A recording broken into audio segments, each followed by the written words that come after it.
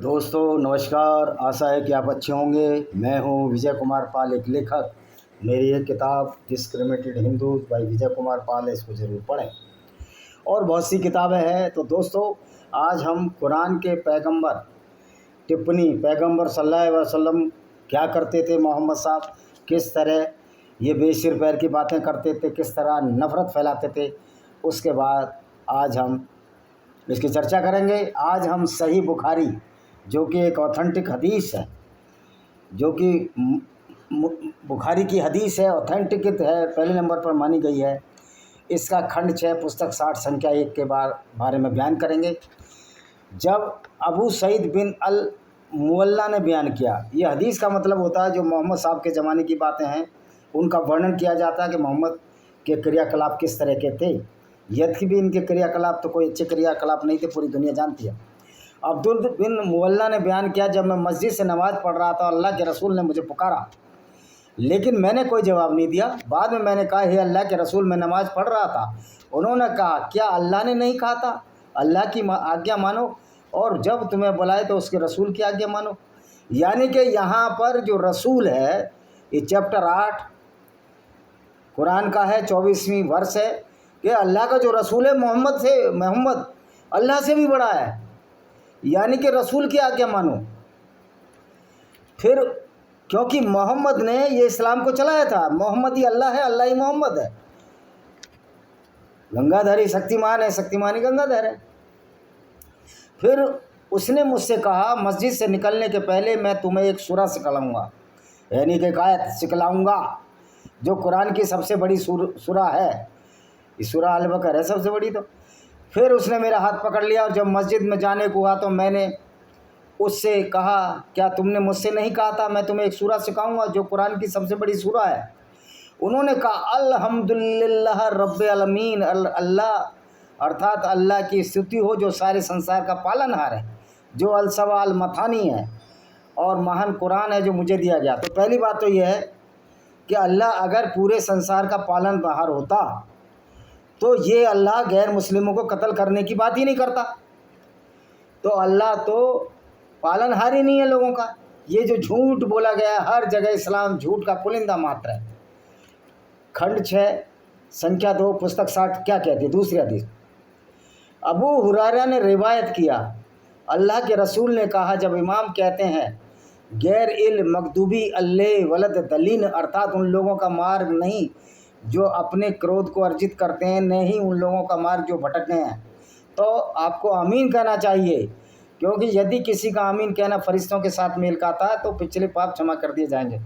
अब सवाल ये है कि कितने पाप इस्लाम माफ़ करेगा लोगों के, क्योंकि इस्लाम तो मुसलमानों को पाप ही करना सिखाता है, गैर मुस्लिमों को कत्ल करना, उनकी औरतों के बलात्कार करना, उनको मलिका अमीन बनाना। तो कितने पाप क्षमा करेगा, ये अल्लाह तो पाप सिखाता है। तो आमीन कहने से क्या हो जाएगा? क्या मुसलमान गैर मुस्लिमों का कातिल नहीं रहेगा? क्या मुसलमान या पैगंबर मोहम्मद जो गैर मुस्लिम औरतों की इज्जत उतारते थे, क्या वो बलात्कार क्षमा कर दिए जाएंगे? कभी क्षमा नहीं होंगे। संख्या 3 क्या कहती है? अनस ने बयान किया, पैगंबर ने कहा, पुनरुत्थान के दिन मोमिन इकट्ठे होंगे, यानी कि जब दोबारा मुर्दे जी उठेंगे, और कहेंगे हम किसी से अपने रब के बारे में हमारे लिए सिफारिश करने को कहेंगे, तो वे आदम के पास आएंगे। वही आदम जिसको मोहम्मद ने आदम और ईव से जो चोरी किया, यहूदियों की धर्म पुस्तक और ईसाइयों की धर्म पुस्तक बाइबल से, यहूदियों की धर्म पुस्तक तोरा से, कि आप सभी लोगों के पिता हैं। पहली बात तो है कि आदम से कोई दुनिया नहीं बनी, यही झूठ और फरेब है, एक इंसान से कोई दुनिया नहीं बनी। आपको पता है कि हजारों जोड़े एक साथ डेवलप हुए, चिंपैंजी, गोरिल्ला, ओरंगटाउन और गिब्बन, जो बहुत नज़दीकी वंशज है मानव के, टार्सियर्स वगैरह या लीमर्स वगैरह, जिनके पुरखों के नज़दीकी संबंधियों से हम बने हैं, तो ये आदम से बने हैं, यही झूठ है। तो ये आप लोगों के पिता हैं, और अल्लाह ने हमें आपके अपने हाथों से बनाया है, और फरिश्तों को आपको सजदा करने का आदेश दिया है। आपने सभी चीज़ों के नाम सिखाए हैं, तो फरिश्तों ने आपको सजदा करने का आदेश दिया है। मज़े की बात यह है कि सभी चीज़ों के नाम नहीं सिखाए। कुरान का अल्लाह जो फल सऊदी अरब में नहीं होते उनके नाम नहीं जानता। कुरान का पैगंबर जो सऊदी अरब में मसाले नहीं होते उनके नाम नहीं जानता, क्योंकि ये कोई दुनिया को बनाने वाले का पैगाम है ही नहीं। ये तो मोहम्मद ने अपना पैगाम बनाया है। तो अल्लाह सबके नाम क्यों नहीं बताए उन्होंने? अल्लाह ने उसका नाम क्यों नहीं बताया? जो जुरासिक पीरियड में जो डायनासोर्स हुए उनके नाम क्यों नहीं बताया अल्लाह ने? क्योंकि डायनासोर के बारे में मोहम्मद जानता नहीं था, ना अरबी लोग जानते थे कि डायनासोर जब तक विलुप्त हो गए थे। तो ये सब झूठ और फरेब है कि आदम ने सारे नाम बताए, कोई नाम नहीं बताया, झूठ और फरेब का ये। तब आदम को अपने पाप याद आएंगे, वह उस पर शर्मिंदा होगा। नूह के पास जाओ, क्योंकि पहला रसूल था नोआ, जो कि यहूदियों का रसूल था, जिसे अल्लाह ने धरती के निवासियों के लिए भेजा था। वे उसके पास जाएंगे और नूह कहेंगे, क्या कहेंगे नूह? मैं इस कार्य के योग्य नहीं हूँ। मैं अपने अल्लाह से उस कार्य की गई प्रार्थना को याद करेगा जिसका उसे ज्ञान नहीं था। फिर उससे लज्जित होगा, कहेगा खलील उर रहमान, अर्थात इब्राहिम के पास जाओ। ये सारे फरिश्ते जो इब्राहिम था, इसको इब्राहिम बनाया मोहम्मद ने, और नोवा को नूह बना दिया। वे उसके पास जाएंगे, तब कहेगा इस कार्य की योग्य नहीं। मूसा के पास जाओ। अब मूसा कौन था?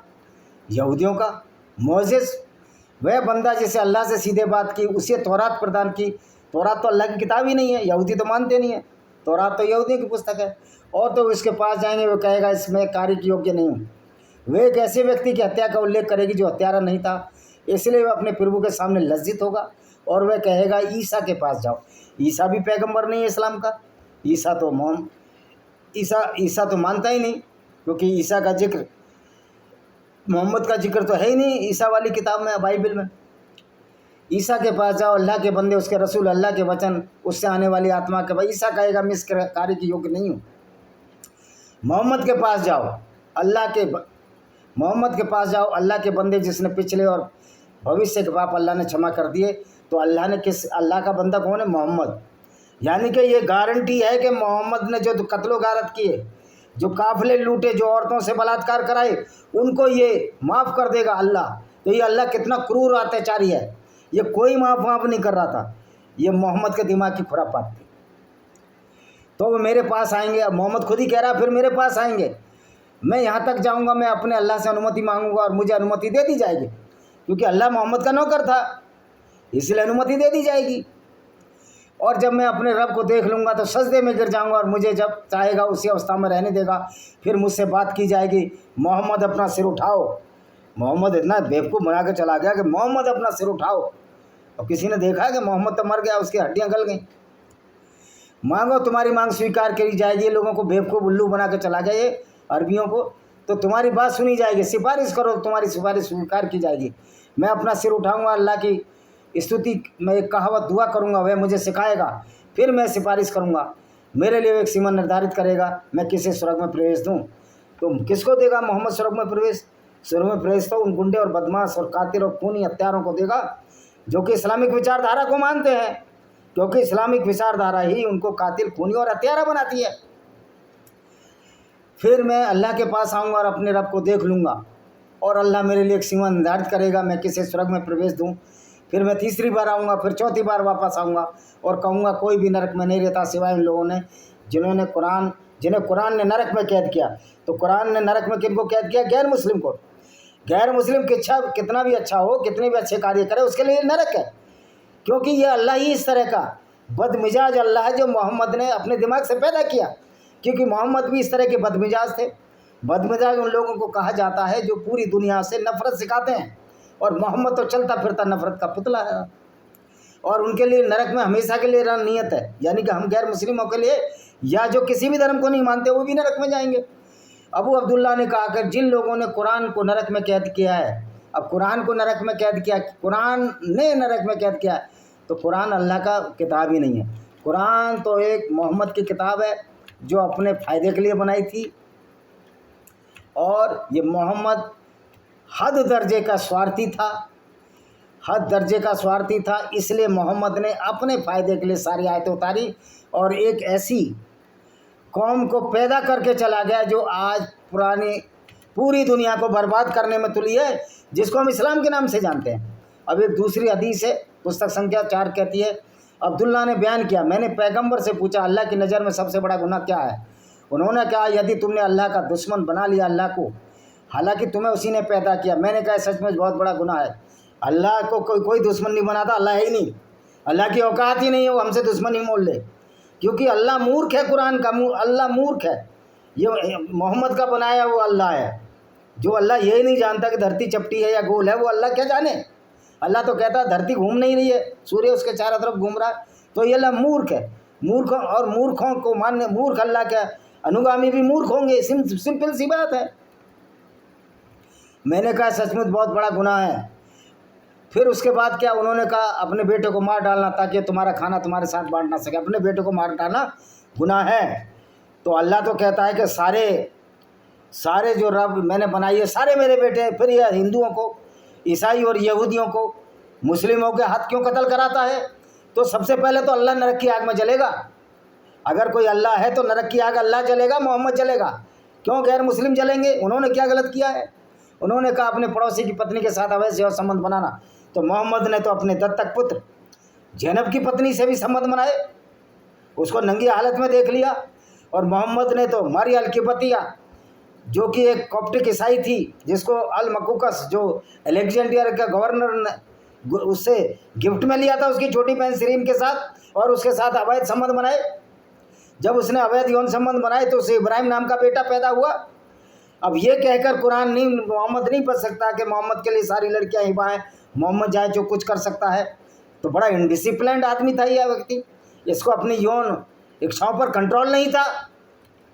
सईद बिन जैद ने रिवायत किया, अल्लाह के रसूल ने कहा एक प्रकार का खाद कबक कम्मा एक शैवाल मन्ना की तरह बिना प्रयास के प्राप्त होता है, इसका पानी आँखों की परेशानी की एक दवा है। अरे भैया, शैवाल डालने से आँख सही थोड़ी होती है। अबू हुरैरा ने रिवायत किया, पैगंबर ने कहा इस्राएल की संतान से कहा अगर नगर के द्वार में प्रवेश करो, विनम्रता से सजदा करो और अर्थात कहो हिद्दतून अर्थात पश्चाताप अर्थात हे अल्लाह हमारे पापों को क्षमा कर दे। इजराइल की संतान कौन? ईसाई। अरे अल्लाह तो खुद बहुत बड़ा पापी है, अल्लाह को हमसे क्षमा मांगनी चाहिए। मोहम्मद के पैरोकारों को, मोहम्मद के विचारधारा को मानने वालों को हमसे क्षमा मांगनी चाहिए कि तुम्हारा एक पैगंबर ऐसा था जो गैर मुस्लिमों को कत्ल करके चला गया, उनकी औरतों से बलात्कार करके चला गया, उनको बाज़ारों में बेच कर चला गया। तो क्षमा मुसलमानों को मांगनी चाहिए, अल्लाह को भी हमसे क्षमा मांगनी चाहिए कि एक ऐसी कौम तैयार कर गया जो पूरी दुनिया में गुंडागर्दी कर रही है इस्लाम के नाम पर। इस्लाम सचमुच में एक गुंडागर्दी है गैर मुस्लिमों के खिलाफ।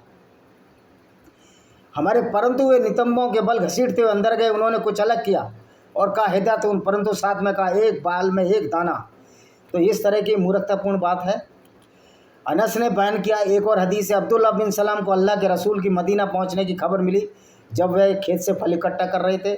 मदीना पहुंचे ना मोहम्मद, मक्का से जब इनको खदेड़ा गया, इसलिए वह पैगंबर के पास आए और कहा मैं आपकी 3 बातों के बारे में पूछता हूं जो किसी को नहीं पता सिवाय पैगंबर के। पहली, क़यामत की पहली निशानी क्या है?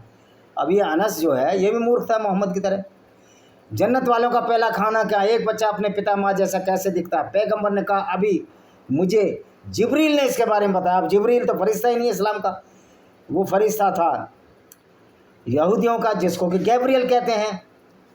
पहले तो अब्दुल्ला ने कहा जिब्रील, पैगंबर ने कहा, अब्दुल्ला ने कहा वह फरिश्तों में यहूदियों का दुश्मन है। इस पर मैं पवित्र आयत पढ़ी, फरिश्तों में यहूदियों का दुश्मन है। अरे जिब्रील तो यहूदियों का फरिश्ता है, गैब्रियल जिसको तुमने जिब्रील बना लिया वो दुश्मन कैसे हो जाएगा? जो कोई जिब्रील का दोस्त है उसे अब अपने क्रोध में मर जाना चाहिए। अरे हम जिब्रील को मार देंगे।